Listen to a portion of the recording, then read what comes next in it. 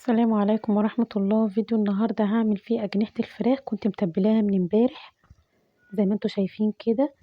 جبت شوية دقيق، حطيت عليهم مستردة، شوية مية فلفل اسمر وملح ابيض وتوم باودر وبصل باودر وبابريكا وشوية كركم. نفس التتبيلة دي انا بنزلها على أجنحة الفراخ وشوية مية عليهم وبقلبهم كويس جدا واسيبهم في التلاجة.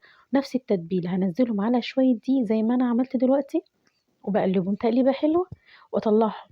اطلع الاجنحة من التتبيلة وببدر كده بالدقيق وبقلبها كويس قوي بحيث انها تبقى كلها بالتتبيلة.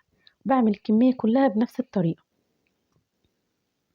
بعد ما نخلص الكمية كلها بجهز طبق صغير فيه شوية مية وطبق فيه بقية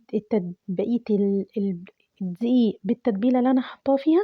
بنزل كده بالمية واروح عاملة تاني في التتبيلة، حاطة الأجنحة تاني في التتبيلة علشان تعمل لي طبقة كريسبي كده من بره وطرية من جوه.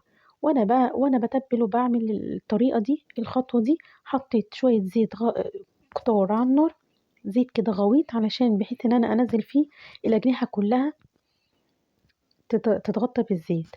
الزيت كان سخن كويس قوي وبنزل فيه الكمية، وبعد ما بنزل بوطي على الآخر وبسيبه يستوي براحته وبيطلع باللون ده. وما شاء الله حاجة كده ريحتها وطعمها ما شاء الله اللهم بارك، تحفة. وده كان شكلها النهائي وألف هنا. ما تنسوش تشتركوا في القناة وتفعلوا الجرس عشان توصلكوا كل الفيديوهات الجديدة. والسلام عليكم.